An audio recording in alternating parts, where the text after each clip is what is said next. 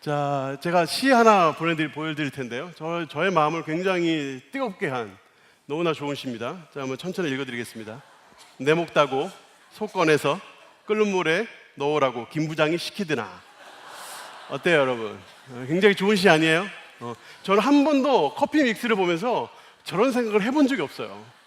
그런데 어떤 사람은 커피 믹스를 보면서 저런 생각을 하더라고요.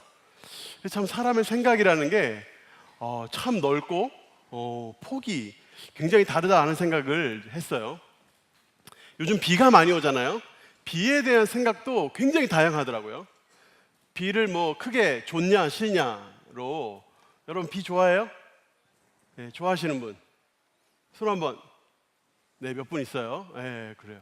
비를 좋아하는 분들이 있더라고요. 저는 좋아할 것 같아요, 싫어할 것 같아요? 어떻게 알았어요?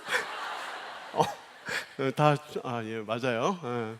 저는 비 별로 안 좋아합니다. 근데 비를 좋아하는 사람이 있더라고요. 빗소리를 들으면서 혼자 자기 방에 앉아서 빗소리를 이렇게 탁 들으면서 책을 읽는다거나 또는 이제 음악을 듣는다거나 이런 걸 좋아하는 사람들이 있더라고요. 카페에 앉아서 이렇게 한다거나 그런 사람들이 있더라고요. 또 이제 비가 오는 날에 생각나는 거 이렇게 했더니 어떤 사람은 음식이 생각난다고. 음식 중에 빠지지 않는 게 전이더라고요. 전. 그죠? 파전, 뭐 김치전, 감자전, 뭐 다 먹고 싶은 모듬전 이렇게 해서 하더라고요. 또 뭐 생각나냐 그랬더니 면류가 그렇게 생각이 많이 난대요. 짬뽕, 라면, 칼국수 이런 게 비 오는 날에 그렇게 생각이 난대요. 또 비 오는 날 뭐 생각나냐 그랬더니 빠지지 않는 게 막걸리더라고요. 막걸리. 저거 막걸리 아닙니다. 저거 막걸리 아니에요. 저거는 딸기, 깡딸기 우유. 그래서 저거 한 잔 했는데 우리 그 사장님이 잘 찍어주셔가지고 제가 옷이 좀 공장장 같았나 봐요. 네, 그 이후로 다시는 저 옷 안 입어요, 제가. 네, 그래서 이제 깡딸기 한 방울 했는데 그걸 또 찍어가지고. 네. 근데 어떤 분들은 영화가 생각난다고 하고 어떤 분들은 노래가 생각난다고 하고 그렇더라고요. 저는 비 오면 무슨 생각할 것 같아요? 일단 비는 안 좋아해요. 힌트는 비를 안 좋아해요. 저는 비 오는 날 뭐 생각할 것 같아요? 가장 많이 생각하는 거. 어떻게 하면 비를 가장 덜 맞을까? 이걸 생각해요, 항상. 이게 비가 막 오잖아요. 그러면 바람이나 이런 거에 따라 가지고 우산을 써도 비 맞는 경우가 있잖아요. 그러니까 어떻게 하면 비를 덜 맞을까? 이 생각을 하면서 다녀요. 그 화요일인가 제가 이제 뭐 잠깐 어디를 갔다 올 일이 있어가지고 그때 비가 안 오길래 잠깐 나갔다가 오려고 하는데 비가 오는 거예요. 그래서 비가 오는데 우산은 없고 이때 제가 다 고민을 하는 거죠. 뛰어가야 덜 맞을까? 걸어가야 덜 맞을까? 이런 거 여러분 그 생각 혹시 안 해봤어요? 그래서 제가 찾아봤더니 과학자들이 이걸 연구를 했더라고. 비가 올 때 뛰어야 덜 맞냐 걸어야 덜 맞냐. 어떤 사람은 뛰면 안 맞아도 되는 비까지 다 맞기 때문에 더 맞는다. 차라리 그냥 빠른 거운을 걷거나 하는 게 낫다 이렇게 얘기하는 사람도 있고, 어떤 사람은 하여튼간에 무조건 뛰어야 된다. 비 많은 시간을 최대한 줄여야 된다. 이게 했더니 하여튼 엄청나게 바람이라든가 비의 양이라든가 지형이라든가 이런 것들 다 고려를 해야 이게 정확하게 나오더라고요. 근데 대충 봤더니 일단은 뛰어야 덜 맞는데요. 뛰어야. 여러분 참고하세요. 전 그날 뛰었습니다. 그래서. 그러니까 비라는 것도 그래요. 비라는 것도 사람의 생각이 너무너무 달라요. 그래서 어떤 경우에는 잘 왜 이해가 안 되는, 다른 사람의 생각을 이렇게 들으면 이해가 안 될 때가 있잖아요. 근데 오늘 제가 성경을 보면서 딱 그런 생각이 들었어요. 바울의 생각이 이해가 안 되는 거예요. 도대체 이 사람은 무슨 생각을 하는 사람이길래 지금 이런 상황에서 이렇게 행동을 하나? 한번 보세요. 일단 지금 바울이 전도 여행을 마치고 예루살렘으로 돌아왔어요. 예루살렘에 아주 오랜만에 온 거거든요. 근데 그러면 굉장히 하여튼 즐거운 마음으로 올 수도 있잖아요. 오래간만에 고향 오듯이 예루살렘에 진짜 오랜만에 오는 거니까. 그런데 그때 바울이 절대 기뻐할 만한 상황은 아니었어요. 왜냐하면 다 예루살렘 가면 죽는다 그랬거든요. 예루살렘 가면 다 죽는다고 얘기했어요. 근데 그게 어떤 사람들의 어떤 의견이 아니라 성령의 감동으로 그렇다고 했어요. 자, 사도행전 21장 4절에 보면 성령의 감동으로 바울더러 예루살렘에 들어가지 말라고 했어요. 그리고 10절 12절에도 그 아가보라는 아주 유명한 당시의 예언자거든요. 근데 아가보가 와서 바울의 띠를 가져다가 자기 수족을 잡아맨 다음에 너 이렇게 될 거라고 예언을 해줬어요. 그 얘기를 듣고 사람들이 예루살렘에 올라가지 말라고 했어요. 근데 바울이 어땠냐면 예루살렘에 그래도 가기로 결심을 했어요. 그래서 예루살렘으로 온 거예요. 그러면서 13절에 뭐라고 얘기하냐면, 사람들이 자꾸 울면서 가지 말라고 하니까 나는 주 예수의 이름을 위하여 결박당할 뿐 아니라 예루살렘에서 죽을 것도 나는 각오했다, 이렇게 얘기해요. 그러면서 예루살렘으로 이제 옵니다. 저는 이때의 바울의 심정이 굉장히 궁금해요. 도대체 어떤 마음으로 왔을까? 지금 말하자면 지금 바울은 시한부 선고를 받은 거예요. 언제 죽을지 모르지만 곧 죽어요. 결박당할 것이고 이제 죽을 것이라는 것에 대해서 한두 사람이 이야기한 게 아니라 너무나 많은 사람들이, 그것도 성령의 감동으로. 그래서 바울은 자기가 예루살렘에 가면 결박당하고 죽을 것이라는 것에 대해서 알고 있었어요. 시한부 인생을 선고받았단 말이에요. 근데 시한부 인생을 선고받은 사람으로서의 어떤 심정이 있을 거 아니에요. 심리. 바울은 어떠한 마음이었을까? 여러분, 엘리자베스 퀴블러 로스라는 분이 임종 연구를 처음 개척한 사람이에요. 이분이 스위스 분인데 미국에 와가지고 가정의학과 그 의사를 했거든요. 근데 이 이분이 임종 연구라는 걸 처음 시작을 했어요.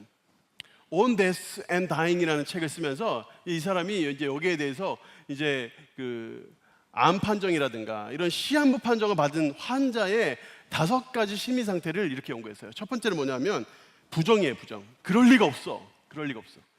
에이, 차트가 바뀌었겠지. 검사 결과가 잘못됐겠지. 저 의사는 돌팔이일 거야. 이거예요. 그러면서 이 병원 저 병원 다니면서 다 검사를 받아요. 근데 검사를 받았는데 결과가 어때요? 다 똑같단 말이에요. 시한부 선고를 받은 거예요. 그럼 이게 받아들여지면서 이제 분노가 폭발을 하는 거예요. 이게 두 번째 반응이에요. 그래서 왜 나야? 이런 거 있잖아요. 아니, 쟤는 나보다 훨씬 더 못되게 살았고, 쟤는 나보다 자기 관리 더 못하는데 왜 나야? 왜 내가 죽어야 돼? 막 이런 생각을 하면서 이 분노를 폭발을 하는데 누구한테 폭발을 하겠어요? 가족이나 의사나 간호사한테 이 분노를 막 폭발하는 거예요. 이 단계가 딱 지나가면 타협을 한대요, 타협. 그러면 그래, 언제까지만 살자, 이런 거 있잖아요. 그래, 뭐 조금만 더 살자, 뭐 자식이 결혼할 때까지만, 또는 뭐 이런 거 있잖아요. 이런 식으로 자꾸 타협을 하면서 그때까지만 한번 살아보자. 그러면서 이제 뭐 신약이 개발된다거나 이러면 그거 먼저 쓰려고 하고, 의사하고 이런 것으로 자꾸 타협을 하면서 어떻게든지 간에 조금 더 살아보려고 하는 그런 시간들이 있대요. 이 시간이 지나면 우울증이 찾아온대요, 우울증. 여러 가지 수술이나 또는 약으로 돈도 많이 들고, 자기는 일 못하고 가족은 힘들어하고, 이런 시간이 쭉 지나면서 참 우울한 마음이 들고 힘든 시간들이 찾아오면서 이때가 사실은 죽음을 준비하는 시간이라는 거예요. 그래서 이제 5단계가 뭐냐면 드디어 수용을 하고 체념을 하는 시간이에요. 그래, 이제 이렇게 되면서 이제 가족들에게 미안했던 것들을 고백하기도 하고, 자신의 삶을 돌아보면서 좋았던 기억들을 이야기하기도 하면서 이제 품위 있게 자기의 죽음을 준비하는 시간. 이런 것들이 일반적으로 시한부 선고를 받은 사람들에게 나타나는 심리라는 거예요. 그러면 바울이 이런 심리들을 보였느냐 하는 거예요. 일단 첫 번째, 부정하지 않았죠. 오히려 인정했어요. 자기가 예루살렘에 가면 결박당할 거 알면서 올라왔어요. 오히려 인정을 했고, 또 분노, 화내는 건 전혀 보이지 않고, 타협도 당연히 하지 않았어요. 내가 조금만 더 살게, 주님 제가 저한테 한 달만 더 주세요, 또는 1년만 더 주세요. 그러면 그 이후에 어떻게 되든지 간에 주님께 다 맡겨드릴게요. 이런 식의 어떤 기도라든가 이런 거 하지 않았어요. 그럼 우울했냐? 아니요, 우울하지 않았어요. 사도행전 21장 19절에 보면 오히려 하나님께서 자기의 삶에 어떠한 일을 행하셨는가 사람들을 간증하고 나누고 이렇게 하면서 시간을 많이 보냈어요. 그리고 또 받아들이거나 뭐 체념하거나 이런 분위기는 전혀 보이지 않아요. 그럼 도대체 이 바울은 도대체 무슨 사람이길래, 아무리 그래도 그렇지, 아무리 믿음이 좋아도 그렇지, 시한부 선고를 한두 번도 아니고 여러 사람에게 받은 이 사람이 도대체 어떤 심리 상태를 가지고 있었는가 하는 거예요. 여러분이라면, 만약에 여러분이라면 이제 죽을 날이 얼마 안 남았어요. 그럼 뭐 하고 싶을 것 같아요? 여러분, 죽을 날이 얼마 안 남았어. 뭐 하고 싶을 것 같아요? 철학자 스피노자는 뭐라고 얘기했냐면, 내일 지구가 멸망하더라도 나는 한 그루의 사과나무를 심겠다. 사과를 좋아했나 봐요. 근데 이거 말 실수한 거 아닌가 싶은데, 사과 한 그루에 있는 사과 다 먹고 죽겠다 이런 게 아니라 사과 한 그루를 심겠다 이렇게 얘기했어요. 좀 솔직히 무슨 말인지 이해가 잘 안 가요, 이 사람이. 소위 버킷리스트라고 하죠. 여러분 알아요? 버킷리스트? 죽기 전에 하고 싶은 거, 이게 버킷리스트거든. 그러니까 그 킥 더 버킷, 버킷이라는 영어 단어가 있잖아요. 영어 수거가 있잖아요. 그게 죽는다는 뜻이에요. 근데 그게 왜 버킷이라는 게 양동이인데 양동이 발로 찬다 이거거든요. 근데 양동이를 발로 차는 거를 이제 죽는다라고 써요. 근데 그거에 이상해가지고 어원을 찾아봤더니 그 어원이 그렇게 좋지는 않더라고요. 그래서 여러분들이 나중에 찾아보세요. 제가 따로 말씀을 안 드리려고 그 내용이 별로 안 좋아가지고 지금 찾지 마세요. 이따가 찾아보세요. 하여튼 버킷리스트라는 게 내가 꼭 죽기 전에 꼭 하고 싶은 리스트거든요. 사람들이 이제 버킷리스트로 해놓은 것들이 몇 가지 있어서 찾아봤는데, 일단 뭐 여러분들한테는 일단 결혼을 해야 되겠죠. 죽기 전에, 그죠? 버킷리스트 중에 결혼이 있어야 됩니다. 네, 없는 분들은 찾아오세요. 문제가 심각합니다. 하여튼 그 결혼을 하셔야 되고, 그리고 이제 여행 이런 거 또 이제 버킷리스트에 많이 들어가더라고요. 스위스 그렇게 좋다면서요. 스위스 전 못 가봤는데 그렇게 좋대요. 또 뭐 유럽 중에서는 로마가 그렇게 좋다면서요. 저는 이번에 파리 가가지고 이제 에펠탑 보러 올 건데, 보고 올 건데 별로 그렇게 기대되진 않아요. 여행 별로 안 좋아하거든요. 또 뭐 이런 거, 뭐 폭포들 많잖아요. 이런 거, 나야가라 폭포라든가, 나야가라 폭포입니다. 빅토리아 폭포입니다. 그리고 이과수 폭포가 있어요. 예. 제가 나이아가라는 가봤습니다. 물이 많다는 생각이 들었어요. 그냥. 네, 그냥 물이 많구나 이 정도. 네. 네, 돈을 엄청나게 많이 내고 막 몇만 원씩 내고 배를 타고 이제 물보라를 맞으러 그 폭포 속으로 들어가거든요. 그걸 왜 하는지 모르겠어요. 저는 그거를 자이든 타이든 하여튼 제가 밝힐 수 없는데 2번 했어요. 그거를 너무 힘들었어요, 사실. 하여튼 이런 것들이 버킷리스트에 다 들어가더라고요. 또 이런 것도 있더라고요. 뭔가를 배워야 되겠다. 외국어를 좀 능통하게 하고 싶다. 죽기 전에. 또는 뭐 악기를 배우겠다. 뭐 이런 거. 이거 좋은 것 같아요. 또 생명보험을 들어야 되겠다. 이거는 난 좀 이해가 안 되더라고. 이거 도대체 누구를 위한 버킷리스트죠? 생명보험을 들면 죽을 확률이 1%라도 높아지지 않나요? 누군가가 어떤 날 죽이려고 할 거 아니야. 생명보험 노리여서. 그런 사람이 있을 수도 있잖아요. 1%라도. 그렇잖아요. 그래서 이런 것도 있더라고요. 또 선크림을 많이 바르겠다. 이런 버킷리스트도 있었어요. 선크림 많이 바르면 노화가 뭐 방지되고 뭐 이렇다는데, 하여튼 뭐 이런 식의 버킷리스트가 있더라고요.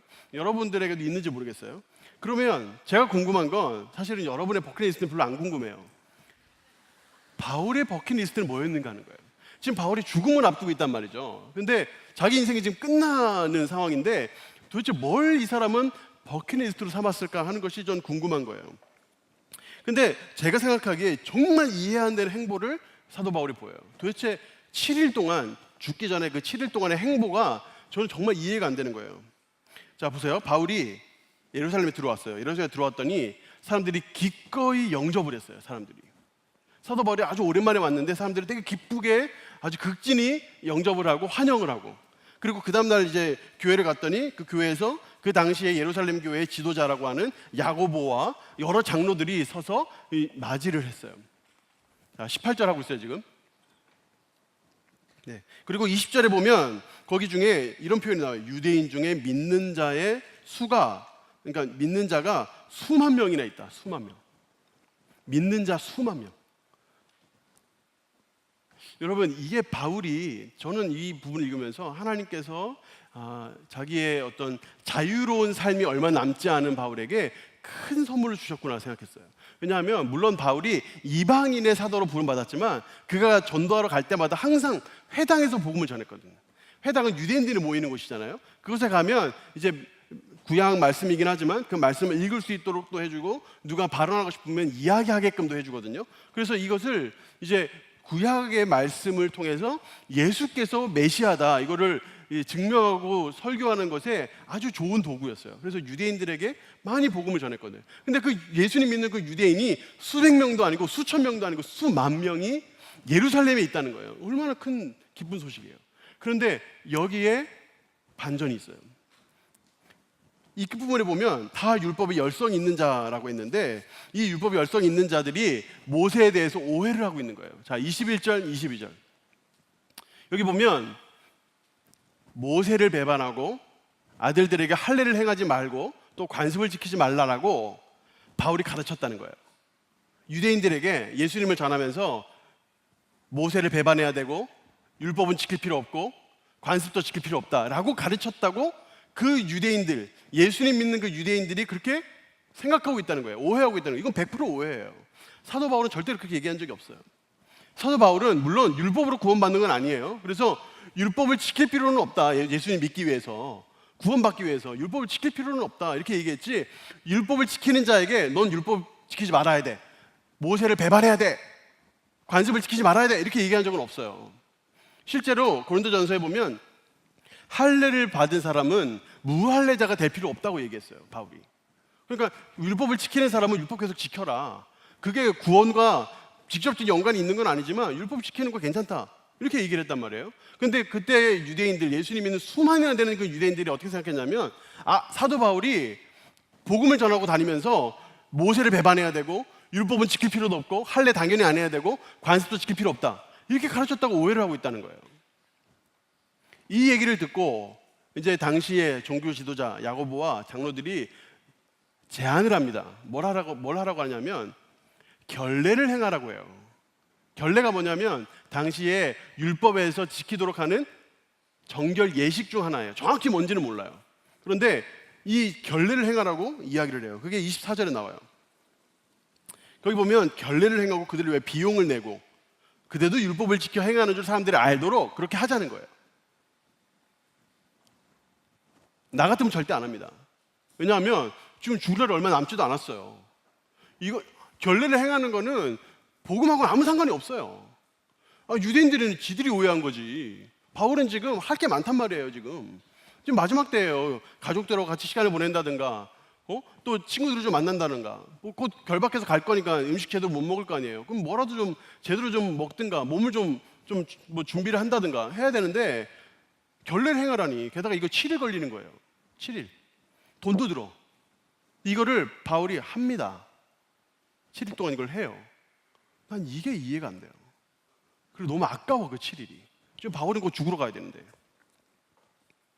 근데 그 다음에 더 안타까운 게 뭐냐면 27절에 보면 그 이래가 거의 참해. 그 이래가 거의 찼다는 건 뭐냐면 정결 예식이 거의 끝나가는 데예요.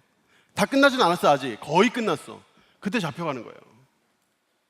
이걸 왜 하고 있냐고. 7일 동안에 돈도 들여가면서 시간도 들여가면서 이 아까운 시간에 사도 바울이 마지막 진짜 죽을 지 얼마 안 남았는데, 바로 코앞에 결박당하고 다 알고 있었는데, 얼마 안 남았다 알고 있었는데 이거를 하느냐고. 이 황금 같은 7일을 허비를 하고 돈도 허비를 하고 끝나자마자 잡혀가는 거예요. 끝나자마자. 그러면서 그가 성전에 들어가서 거룩한 성전을 더럽혔다. 더럽히기 가가지고 정결 예식을 행했는데, 정결 예식을 그것 때문에 괜히 오해받고. 이거 왜 하냐고 저거를. 너무너무 답답하고 너무너무 속상해. 근데 그 다음 말씀에 보면 할 말을 잃게 만들어요. 할 말을. 그들이 그를 죽이려고 했거든요. 그들이 잡아가지고 어디에 넘기려고 한 게 아니라 죽이려고 했어요. 잡아가지고 당장에 죽이려고 하는데, 그때 천부장이 나타나가지고 천부장이 일단 바울을 데리고 나옵니다. 왜냐하면 그때 당시에 유대인은 사람을 죽일 수 없었어요. 죽이면 안 돼. 그런데 죽이려고 하고 그런 상황이 벌어졌다는 걸 천부장이 듣고 일단 바울을 빼온 거예요. 왜냐하면 천부장이 자기가 관할하는 그 지역에서 누가 죽잖아요. 그럼 자기가 보고서 다 써야 돼. 자기가 다 상부에 보고해야 되거든. 법을 어겼으니까. 그러니까 그거를 어떻게든 안 하려고 자기가 하는 일을 하기 위해서 한 거지, 사실은 이 천부장이 무슨 바울을 특별히 생각하거나 착해가지고 그런 거 아니거든요. 근데 하여튼 구해왔단 말이에요. 구해와가지고 바울을 거의 죽을 뻔한 상황에서 구해와가지고 데리고 가는데 바울이 뭐라고 하냐면, 나중에 읽어보세요. 39절에 나에게 잠깐 시간을 달라고. 자기를 죽이려고 했던 사람들 앞에 서가지고 복음을 전해요. 그것도 이전에 복음을 전했던 거와 또 다르게 간증으로 자신이 어떻게 살았고 자기가 정말 죄인이었고 예수님 만나서 자기 이런 삶을 바뀌었다 하면서 복음을 전해요. 자기 죽이려고 했던 사람한테. 도대체 이 사람은 도대체 무슨 사람인가? 무슨 생각을 하는 사람인가? 자기를 당장 코앞에서 죽이려고 했던 그 사람들을 또 그 앞에서 그들에게 복음을 전하고 있는 거예요. 여러분, 저는 이해 안 되는 바울의 행보, 이런 것들을 보면서 앞뒤 성경을 계속 읽어볼 수밖에 없었어요. 도대체 바울이 어떤 마음으로 지금 이런 걸 하고 있는가? 그런데 제가 사도행전 20장 22절에서 24절 말씀에서 바울의 버킷리스트를 찾았어요. 그가 죽기 전에 반드시 꼭 해야 되겠다 하고 마음먹었던 거. 보라, 이제 나는 성령에 매여 예루살렘으로 가는데 거기서 무슨 일을 당하는지 알지 못하노라. 이거는 여러분 무슨 뜻인지 알죠? 정말 모른다는 뜻이 아니에요. 어떤 극심한 일을 당할지 상상도 못하겠다, 이런 뜻이에요. 그런데 오직 성령이 각성해서 내게 증언하여 결박과 환난이 나를 기다린다. 성령께서 나에게 말씀하셨대요. 그런데 24절에 읽어보세요. 자, 시작. 내가 달려갈 길과 주 예수께 받은 사명 곧 하나님의 은혜의 복음을 증언하는 일을 마치려 하면은 나의 생명조차 조금도 귀한 것으로 여기지 아니하노라. 이게 사도 바울의 버킷리스트. 사도 바울이 자기를 죽이려고 하는 사람들, 그런 사람에게까지 복음을 전했던 이유, 유대인들이 자기에 대해서 오해해서 혹시라도 그 자기가 전한 복음, 예수 그리스도의 그 복음이 혹시 막힐까, 혹시 그 복음이 오해될까, 그게 걱정해가지고 그들을 위해서 7일이나 쓰고, 그것도 아주 황금 같은 아주 중요한 시기, 정말 자기만을 위해 보내도 아깝지 않은 정말 그런 시기에 그 7일을 보내고 돈도 쓰고 했던 이유가 바로 이것 때문이에요. 그가 원하는 건, 그의 달려갈 길이 뭐냐면, 그의 사명이 뭐냐면 주 예수께 받은 그 놀라운 그 사명이 은혜를 전하는 거예요. 예수님의 그 복음을 전하는 거예요. 고린도전서 9장에 이런 말씀이 나와요. 여러분 다 읽진 않을 거예요. 모든 사람에게 종이 됐어요. 바울이 모든 사람의 종이 됐어요. 어떻게 됐냐면 유대인 앞이면 유대인 같이 됐어요. 유대인 같이 정결 예식 다 행하고, 유대인 같이. 또 율법 아래에 있는 사람, 그러니까 율법을 지키는 사람들을 이야기하는 거예요. 율법을 지키는 사람들을 전도하기 위해서 율법을 지키는 사람이 됐어요. 율법에서 아예 제외된 사람, 아예 율법이 없는 사람, 그런 사람을 건지기 위해서 율법 없는 자가 됐어요. 기꺼이 약한 자가 됐어요. 약한 자를 구하기 위해서. 왜요? 22절 끝부분에 아무쪼록 몇 사람이라도 구원하기 위해서. 또 19절에 더 많은 사람을 얻고자 해서 그가 그렇게 했어요. 유대인이 기꺼이 되고, 율법 아래에 있는 자가 되고, 율법 없는 자가 되고, 약한 자가 됐어요. 기꺼이. 왜요? 그 한 사람을 한 사람이라도 더 구원하기 위해서. 그게 바울의 아주 중요한 목표였어요.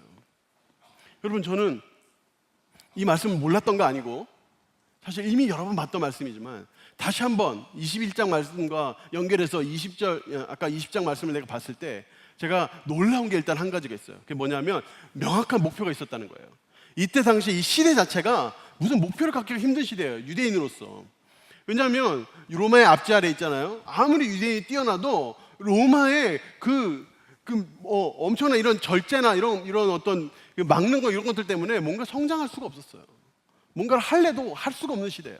그러니까 꿈을 갖기가 힘든 시대거든. 그런데 그런 시대에서 꿈을 가졌다는 거야. 그것도 아주 명확한. 근데 또 한 가지 놀란 건 뭐냐면, 두 번째 놀란 건 그의 꿈이 너무나 숭고했다는 거예요. 그가 자기가 원해서, 자기가 뭔가 자기 일신의 어떤 유익을 위해서 뭔가를 꿈꾼 게 아니라 너무나 숭고한 어떤 꿈을 가졌다는 거예요. 남을 위해서, 다른 사람을 위해서. 근데 세 번째 놀란 건 뭐냐면 그가 각오가 남달랐다는 거예요. 그의 각오가 아주 남달랐다는 거예요. 24절 한번 더 볼게요, 여러분. 거기에 어떤 각오가 나오나 보세요. 나의 생명조차 조금도 귀한 것으로 여기지 않겠다. 이게 사도 바울의 각오예요, 각오. 여러분, 각오가 뭐냐면, 각오가 그냥 영어로 하면 그냥 단호한 결단, 이렇게 보통 번역을 하거든요. 그런데 각오의 뜻은 뭐냐면 앞으로 닥쳐올 일들을 미리 깨달아서 아는 거예요. 미리 앞으로 닥쳐올 일이 뭔지 이미 깨달아서 이미 알고, 그것을 이미 알고 마음에 작정하고 결심하는 것을 각오라고 해요. 그래서 각오를 쓸 때 깨달을 각, 깨달을 오를 써요. 깨닫는 게 중요한 거예요. 미래에 이후에 있을 일이 뭔지를 이미 알고 거기에 대해서 각오를 하는 거예요. 예를 들어서 나는 무슨 일이 있어도 너를 끝까지 사랑할 거야. 이게 각오거든요. 이게 각오예요. 나중에 미래에 무슨 일이 일어날지 몰라. 그러나 그 일들이 혹시 어려운 일일 수도 있고 힘든 일일 수도 있고, 뭐 그런 얘기 하잖아요. 뭐 건물이 팥뿌리 뭐 이런 소리 하잖아요. 그런 일이 일어났을 때도 내가 너를 끝까지 사랑할 거야. 이게 각오거든요. 각오. 이런 게 각오. 이런 각오를 못 해가지고 자, 특별히 남녀 여러분, 네, 자, 반성하세요. 이런 각오를 해야 돼요. 결혼이라는 결단을 하려면 이런 각오가 없으면 안 돼요. 또 내가 죽음을 각오했다, 이런 거 있잖아요. 이런 거 각오거든요. 내가 뭔가 이 일을 했을 때 혹시라도 죽음이라는 게 나한테 닥쳐올 수 있다. 내가 각오한다. 이런 거를 각오라고 불러요. 각오. 여러분에게는 어떤 각오가 있나 한번 생각해 보세요. 여러분도 잘 생각하면 여러분의 인생에 각오를 했던 적이 있어. 그죠? 여러분들이 어떤 각오를 했던 적이 있거든요. 그럼 한번 생각해 봐요. 뭔지. 근데 사실은 뭔가 거창한 게 아니더라도 우리는 평소에 각오를 하며 살아요. 평소에 나는 오늘 라면을 먹고 말겠어. 이거 각오거든요. 이거 각오예요. 근데 내가 오늘 무조건 라면을 먹고야 말 거야. 이거 각오거든요. 나는 오늘 집에 가가지고 반드시 파전을 무쳐 먹고야 말 거야. 이런 거 각오거든. 각오. 또 뭐 나는 무슨 일이 있어도 금년에 결혼하고 신혼여행은 반드시 스위스로 갈 거야. 이런 거 각오거든요. 이런 각오 우리 다 한단 말이에요. 사실 생각해 보면 여러분들이 다 각오를 하고 있어요. 그런데 이런 각오가 그렇게 빛나지는 않는 것 같아요. 그러니까 사도 바울의 내가 주 예수께 받은 사명, 은혜의 복음을 증거하는 일을 마치려면은 내 생명조차 귀한 것을 여기지 않겠다. 그럼 뭔가 이 각오가 빛이 나잖아요. 뭔가 숭고하고 그러잖아요. 근데 내가 오늘 라면을 먹기 위해서 목에 칼이 들어와도 내가 라면을 먹고야 말 거야. 이거 뭔가 좀 뭐 가능은 하지만 빛나진 않잖아. 그렇지 않아요? 어떻게 이런 빛나는 각오를 할 수 있을까 하는 거예요. 빛나는 각오. 여러분, 빛나는 각오를 하려고 그러면 시대가 어려워야 돼요. 시대가 아주 힘들면 사람이 빛나는 각오를 해요. 자, 예를 들겠습니다. 여러분, 주기철 목사님 알아요? 네, 주기철 목사님. 네, 일제시대 때 신사참배를 거부해서 순교하신 분이거든요. 이분이 각오를 했어요. 각오. 신사참배 하지 않겠다. 그런데 그때 당시에 일본이 각오를 했어요. 뭘 각오했냐면 저 주기철 목사를 반드시 신사참배 하도록 만들겠다. 왜냐하면 평양에서 그때 당시에 가장 중심이 되는 교회가 산정연교회라는 교회예요. 평양은 동방의 예루살렘이라고 불리우는 기독교의 핵심이거든요. 핵심이 되는 그 지역에 가장 핵심이 되는 교회 산정연교회, 그 교회 담임 목사 주기철 목사.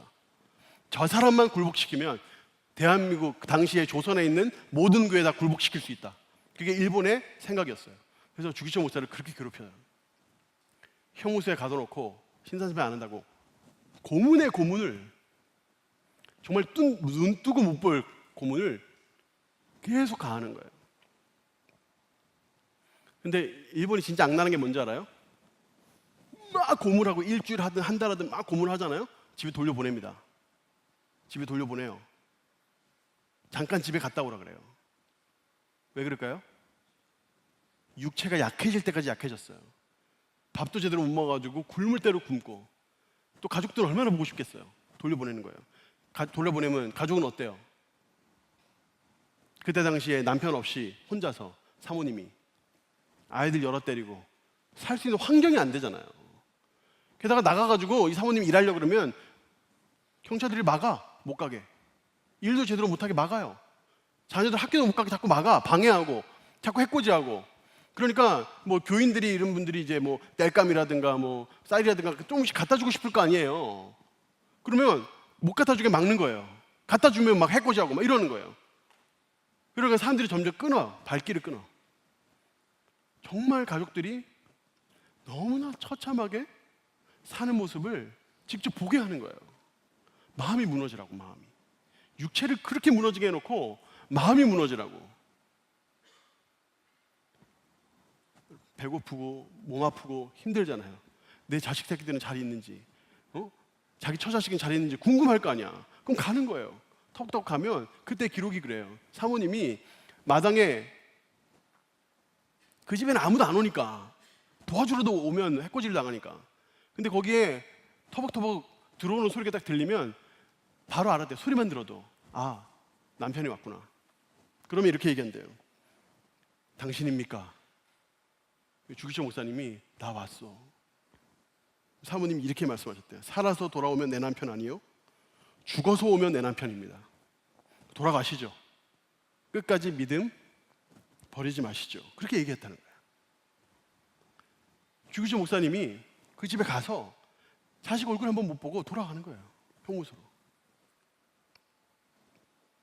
이분이 죽기 직전에 하신 설교가 있는데 제가 짧은 부분만 한번 읽어드릴게요. 나의 사랑하는 교우 여러분, 그리스도의 사람은 살아도 그리스도인답게 살고 죽어도 그리스도인답게 죽어야 합니다. 죽음이 무서워 예수를 저버리지 마십시오. 풀의 꽃과 같이 시들어 떨어지는 목숨을 아끼다가 지옥에 떨어지면 이보다 두려운 것이 어디 있겠습니까? 한 번 죽어 영원한 천국의 복락을 얻는다면 이보다 즐거운 일이 어디 있겠습니까? 이 주 목사가 죽는다고 결코 슬퍼하지 마십시오. 나는 내 주님 밖에 다른 신 앞에서 무릎을 꿇고 살 수 없습니다. 더럽게 사는 이보다 차라리 죽고 또 죽어 주님 향한 정절을 지키려 합니다. 주님을 따라, 나의 주님을 따라서 가는 죽음은 나의 소원입니다. 나에게는 일사각오가 있을 뿐입니다. 여러분, 주기철 목사님에게는 아주 특별한 각오가 있었는데 그게 뭐냐면 내 목숨 다해서 주님만 섬기고 우상에게 절하지 않겠다, 이런 특별한 각오가 주기철 목사님에게는 있었어요. 여러분, 난세가 영웅을 만든다고 하죠. 시대가 어렵잖아요. 그러면 거기에 특별한 각오를 하는 사람이 딱 나타나요. 그 사람이 시대를 이끄는 거예요. 특별한 각오를 하는 사람이 나타나요. 여러분, 지금은 난세예요? 아니면 평탄한 시대예요? 여러분들이 생각하기에는 어때요? 신천지는 또는 새천지는 지금도 호심타탐 우리 교회를 노리고 계속 들어오려고 애를 쓰고 있어요. 아마 여기 중에도 몇 분 계실지 모르겠어요. 만약 계시다면 제 이야기를 한번 귀 기울여 들어보세요. 한 사람을 신천지 교인 만들기 위해서 5명 또는 10명이 달라붙어서 거짓말을 합니다. 5명이나 10명이 한 사람을 속이는 거는 일도 아니에요. 몰래카메라 뭐 이런 거 보면 금방 알 수 있죠? 한 사람을 10명이 달라붙어서 속여. 안 속을 수가 없어요. 관공서 사칭해요? 목사 사칭해요? 선교사 사칭해요? 대학 관계자 사칭해요? 이런 식으로 해서 속여요. 그들은 그들에게 교리에 모략이라는 교리가 있어서 그거 다 가능해요. 대구 동신교회 사역자로서 우리 중에 혹 있을 수 있을 신천지를 향해서 제가 어떻게 해야 되겠어요? 여러분 한번 생각해 보세요. 내가 어떻게 해야 되겠어요? 내 앞에서 실실 웃으면서 나한테 너무너무 잘하는 사람들 중에도 신천지가 있을 가능성이 있어요, 없어요? 아니, 마피아 게임도 하루 이틀 해야 재밌지, 뭐 맨날 인생이 마피아 게임이야.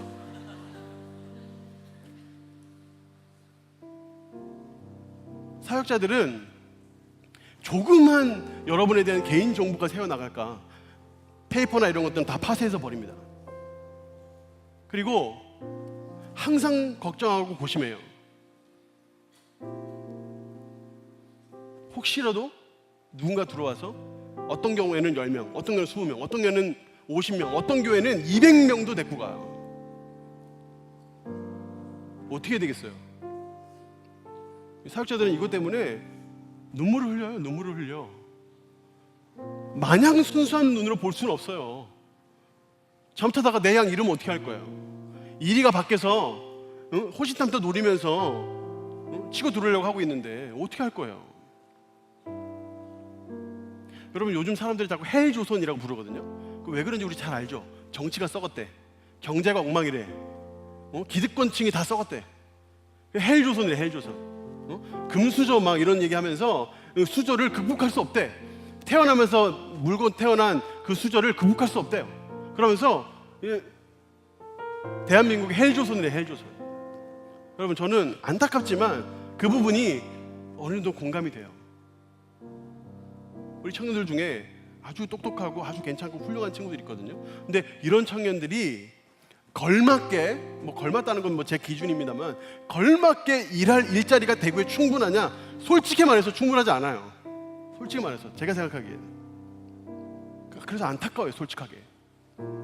아주 괜찮은, 좀 이것보다 훨씬 더 좀 나은 대우를 받으면 일할 수 있는 친구인데 그러지 못하는 부분에 대해서 불만족하는 부분에 있어서 어느 정도 공감하기 때문에 솔직히 마음이 안 좋아요. 저는 이게 대구 경북의 발전과 연관이 있다고 봐요. 그래서 대구 경북이 조금 더 발전하면 좋겠다. 조금 더 정치도 잘하고 조금 더 경제도 잘해서 좀 이곳에 좀 큰 기업도 좀 많이 들어오고 좀 여기가 더 우리 대구 경북이 더 발전하면 좋겠다 이런 생각을 자주 해요 저는. 여러분 우리 주변에 안 믿는 친구들 있잖아요. 우리가 정확하게 아는 거 있죠. 사람은 언젠가 죽어요. 예수님 안 믿고 죽으면 지옥 가요.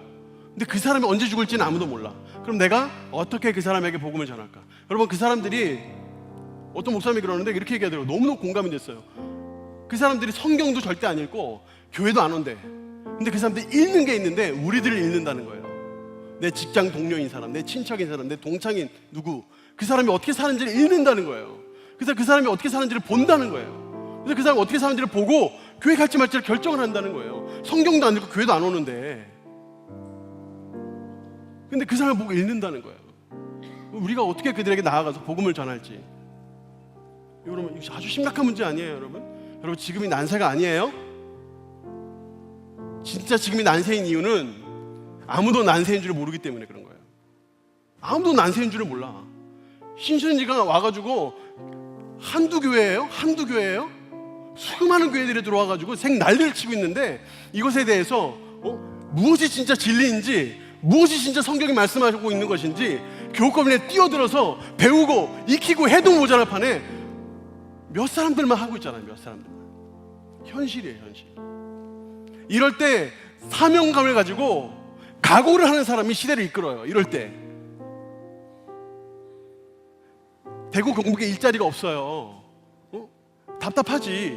그거를 비방하고 비판하고 체념하고 이런 사람들은 많지만, 내가 그래 한번 10년 동안 한번 보자. 내가 대구 경북에서 수고하고 애써서 한번 내가 이 대구 경북 한번 내가 발전시켜 보겠다. 이렇게 각오하는 사람이 있냐고. 이 난세에 이걸 각오하는 사람이 있어요? 얼마 안 있으면 포유잖아요. 얼마 안 있으면 포유. 이 포유 때 내가 내 직장 동료 한 명, 저 한 영혼, 어떻게 될지 모르는 저 한 영혼 내가 어떻게든지 간에 뭐 작은 거 하나라도 줘가면서 밥이라도 한번 사주면서 영화라도 한번 보여주면서 그럼 어떻게든 보고 하면 전해서 교회 한번 데리고 가봐야지. 이렇게 각오하는 사람이 있냐고요. 여러분 제가 처음에 비 이야기로 제가 설교를 시작했는데 제가 비를 안 맞으려고 노력한다 그랬죠. 저는 정말 비에 맞는 걸 싫어하거든요. 저는 정말 이런 생각을 해요. 차에 타면서 비 안 맞을 수 있는 방법이 없을까? 이런 건 전 정말 진심으로 고민하는데 정말 방법이 없더라고. 아니 과학이 이렇게 발전해도 이 비 오는 거, 아니 내가 무슨 폭풍을 막으라는 거 아니에요. 보슬비도 뭐 피할 수가 없으니 차 탈 때 내릴 때 항상 비 맞고, 이게 난 정말 너무너무 답답하다는 생각이 들거든요. 근데 저는 이 요즘 비 많이 오는데 이런 생각을 하면서도 동시에 어떤 생각이 나중에 뒤늦게 들었냐면, 누군가는 이 순간에 일부러 비를 맞고 있어. 일부러. 왠지 알아요? 비가 너무 많이 와가지고 동네가 가득 찼어요. 거기에 내 가족이 있고 거기에 내 재산이 있어요. 그럼 거기에 뛰어드는 거예요. 비가 오더라도 몇몇 사람들은 다 지키고 보고 있죠. 근데 그 중에 사명감 있고 각오가 있는 사람은 뛰어드는 거예요. 뛰어들어서 누군가를 구해오는 거야. 재산을 조금이라도 더 건져오는 거예요. 그럼 비가 얼마나 더 와야 뛰어들겠습니까? 얼마나 비가 더 들이쳐야 내 안에 각오라는 게 생기겠어요? 얼마나 더 해야, 얼마나 더 많은 사람들이 힘들고 얼마나 더 어려운 난세가 되어야 각오라는 게 생기겠어요, 여러분? 좀 이 시대는 우리들이 각오해야 될 때예요. 진심을 다하여 이 시대를 보면서 각오해야 될 때예요. 시간 찬양 부르면서 주님을 바라보도록 하겠습니다.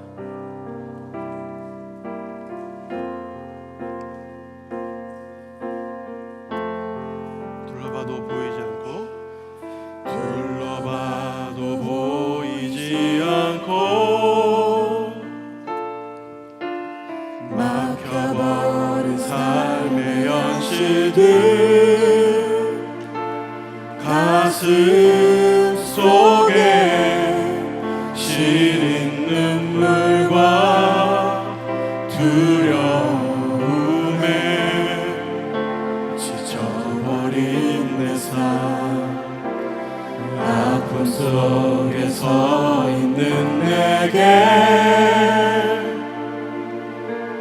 안타까워 손 내미시 계시네.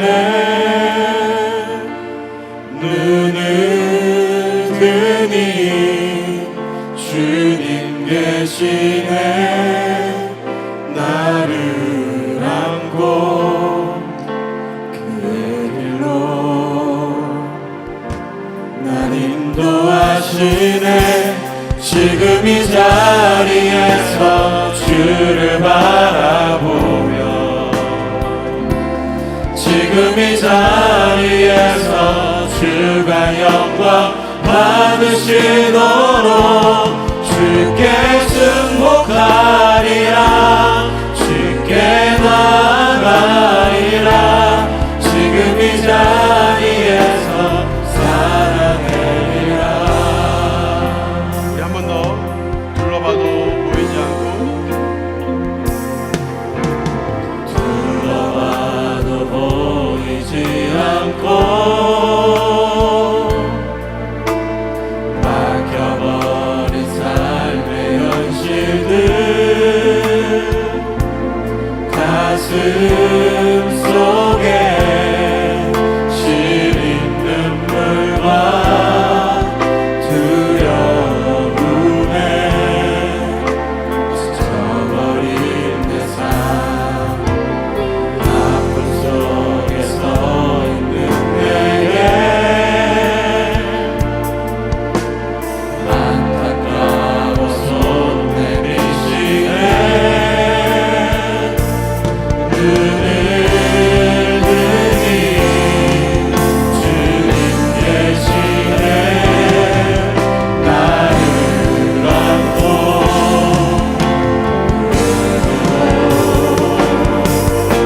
날 인도하시네. 지금 이 자리에서 지금 이 자리에서 주를 바라보며 여러분 자리 일어나서 우리 찬송합시다. 지금 이 자리에서 주가 영광 받으시도록 주께 승복하리라. 주께 나가리라. 지금 이 자리에서 살아내리라. 지금 이 자리에서 주를 바라보며 지금 이 자리에서 주를 바라보며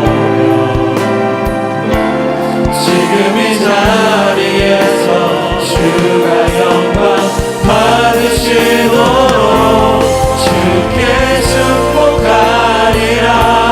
주께 나가리라. 지금 이 자리에서 살아내리라.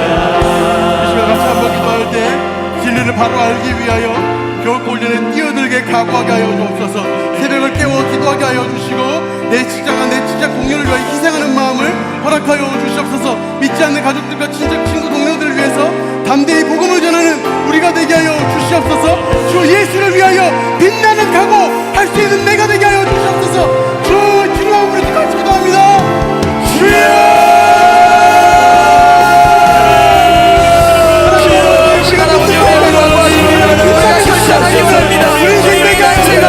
아버지가 실감돼. 아버지가 하나님 예수를 생각해. 아버지가 예수 그리스도의